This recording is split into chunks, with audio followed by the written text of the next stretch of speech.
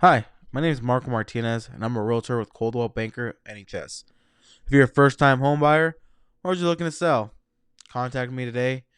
Go ahead and experience the Marco Polo way. Now back to the episode.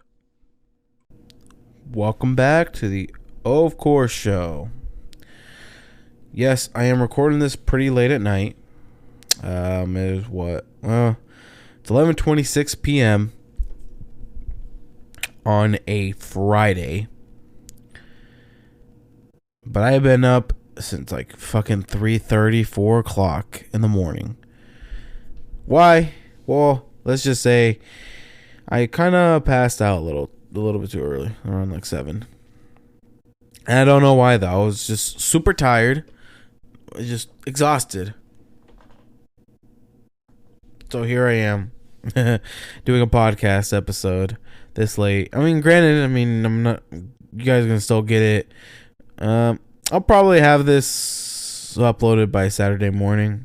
But other than that, yeah. How's everyone doing? How's everyone's morning? Hope your morning's doing good.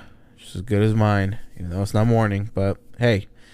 But let me ask you guys a question. Have you ever guys... God damn, I can't speak. Have you guys ever heard of the book How to Win Friends and Influence People? I'm just starting the audio book. I think I'm on like chapter 2 or 3. It's basically like a self-help book. Basically. Yes, I want to implement this into the real world, obviously. And that's honestly what I want to do. I want to implement this in the real world, especially being in sales. It's obviously what I want to do. And not just in sales, just as a human being in general. It's kind of what I want to do, you know?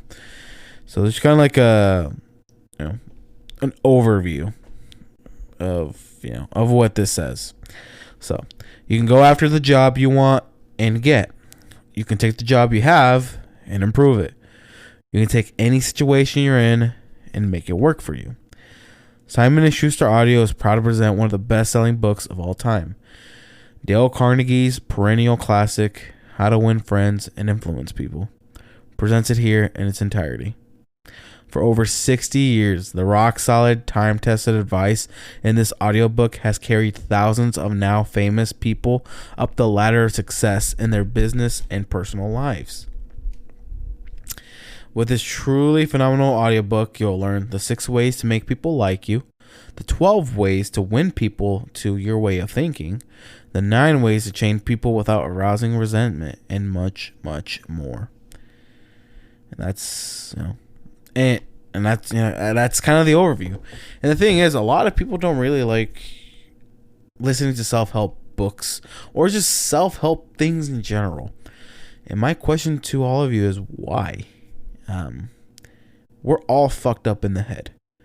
Like, if we're all being honest, we are all just fucked up in the head. Like, literally, we're all just fucked up in the head. So I don't know why, people just don't want to listen to a self-help book. My theory is it has to be something that's emotionally controlled. Like, do you hate hearing motivational things? If so, why? Like, why do you hate motivational things? Is it because it's like too corny? I can understand. I can understand on the whole corny thing because I have read some quotes and listened to some songs and read the lyrics and whatnot, and it can be pretty corny. But there are just like some songs, books, posts, whatever the fuck you want to call it, that you honestly look at and say, you know what? I'm thinking exactly what they're thinking. They are saying exactly what's on my mind, or they are saying exactly what I want to hear. That's all we want to do. We strive with that. We are pleased on hearing what we want to hear, obviously.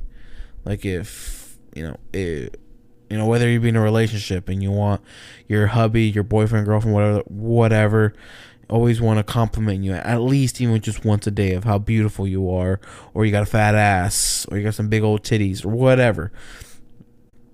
You know, they love that. Why?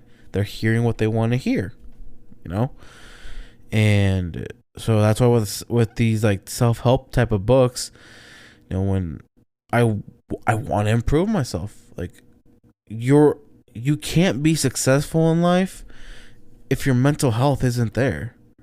That's why a lot of times, you'll have like Britney Spears. I know she probably wasn't mentally right in the head, and a bunch of other ones, but I'm not talking about being rich and famous, like rich and successful, kind of like just successful in your life, where you can look back 20 years from now, 20 years in the future, and you can look back at your old self and say, wow, mentally I feel fucking great.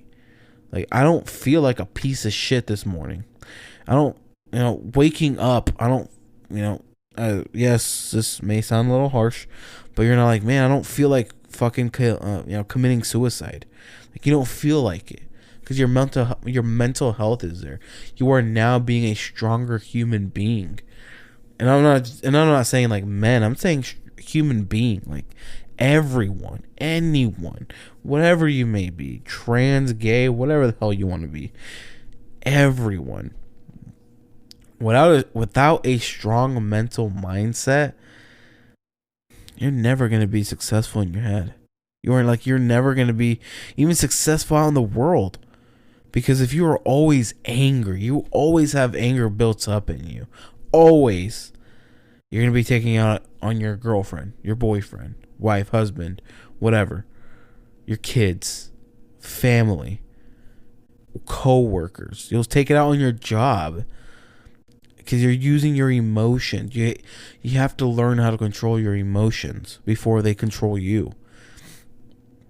So why, like have you ever encountered those type of people at work that are just always fucking pissy, always in a bitchy mood, and always just miserable? And you're like, why are you guys like this? Like, why, like, what the fuck? Why are you guys so fucking miserable right now? Like, why are you guys so angry? And they're not angry at the world, they're angry at themselves. That's all it is. They're just fucking angry at themselves. They're angry in the position they're in. Maybe they keep beating themselves down because they wanted that team lead position 10 years ago and they still haven't gotten it. And so they just keep beating themselves down. They're not advancing into it. And I'm going to be honest, is it their fault? Yes. There are probably some things that they can't control, but everyone is starving, wanting a piece of sandwich. Just like you. You are starving just like everyone else is. Who's going to take that piece of sandwich? Like, if you are a team member for 10 years and you've always been wanting to be a supervisor, or what's that? Like, let's say you've been single for years and you want to make a move to a chick or to a dude or whatever. Why don't you do it? What's the worst that can happen? They say no. Okay, move on and start bettering yourself and show them what, and whether, like I said, whoever it may be, prove to them that you're the person that you want to promote. You should be the person they should be promoting, or you should be the person that this person should be with you forever or whatever. Show them, prove it to them, all in your mental mind. Be strong. And this book is basically, teaching you just how to just about how to talk and shit. And these are some lessons. Like I said, I'm still listening to the book. Yes, I just wrote this down. I just did a quick Google search and wrote these down. I'm still reading it, still listening to it. But these are just kind of some of it. Number 1, don't criticize, condemn, or complain. And what they mean by that, obviously, about criticizing and shit. And let me see what. Let me go to Audible and see what kind of how they phrased it. if you want to gather honey, don't kick over the beehive. And the big secret, he who can do this has the whole world with him. He who cannot walks a lonely way. And that, I believe, it goes into number 2. If you want people to like you, become genuinely interested in them. And with that, it's, get to know them, get to know their name. If you ask them, well, hey, how are you? Ask them about their hobbies. Like, oh yeah, I like to go to the gym. Like, okay, well, what do you like to do in the gym? No, what about the gym? What about the gym do you like doing? Oh, why do you like doing that? Could you explain, what you do and this and this? Being genuinely interested, people are gonna like you. Gonna say, well, shit, like, you're listening. They're listening. God, I can't speak. You're listening to them, and that's what they want. And also remember to remember their name, because if you see them again and you're like, oh, hey, Kyle, or hey, Maria, like, how's your dog doing? I know you told me last time, he had a broken leg. And you said you were taking him to the vet, right? Because you be a good listener and you remember their name and do shit like that, people are going to appreciate you. People are going to like you. And then about the whole don't criticize, condemn, or complain type of thing. I forgot how they said it on the book. Or how they said it in the book. About, like, criticizing and shit like that. Like, probably in the next episode when I fucking have read it. I'll listen to it. I could probably tell you. But number 3 is be a good listener. Like I said, encourage others to talk about themselves. 4, to win someone to your way of thinking, get them to say yes immediately. And I know he said something about, I think it's like the first 2 responses, the first 2 or 3 responses should be yes. And just from that, if their first 2 to 3 responses are yeses, you already have a higher chance of getting them to start saying, kind of like now it says, getting them to win you. You're getting, like, you're winning them. Not always are you going to win them, but you kind of have a higher chance. Also, ask questions instead of giving direct orders. This goes down to, like, a lot of, like, the management position, like trying to be a leader instead of just directing people of, hey, why the fuck are you not doing your job right? Hey, this, hey, that. Ask questions instead of, hey, I'm noticing you're not performing as I'm noticing you're not performing as well as you have been. Is everything all right? Could you kind of, do you kind of need some retraining? Do you feel a little lost, and kind of like, is there something that I can do to try to help you, or like, do you need or just like shit like that. Show respect for the other person's opinions. Don't tell them that they're wrong. And again, I'll go more in depth of what they mean by that. Acknowledge your mistakes and admit them before your opponent gets a chance to do it. Because I think by doing that, by acknowledging your mistakes before and admitting it before someone else does, I think it gets them to like, fuck. I'm gonna have to go back. I'm sorry, guys. I'm gonna have to go back and like, you can probably think about it yourself of what that means. Use encouragement to empower the other person. Obviously, just like with me, with all these self-help books, encouraging. Like, get the fuck up, stop fucking crying. You're done. You've done enough crying. Get the fuck back up. You were put on this earth for a reason, to fucking live it.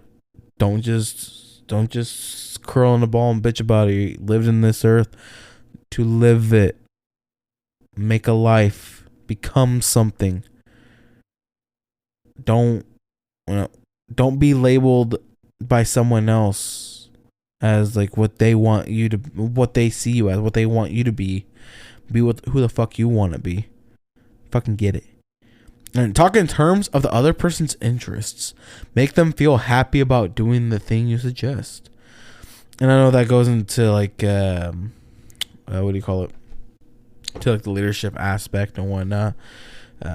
Obviously, on the next episode, I will get more in depth of what I mean by all this type of stuff. And so you guys just aren't confused and just hear me talk about motivational shit that you guys probably don't care about. But hey, it's 11:41 Central Time. I'm just feeling it. Okay. Everyone have a good night or good morning, whatever time you're listening this pod to. And fuck yeah. Have a great day or night. Bye bye.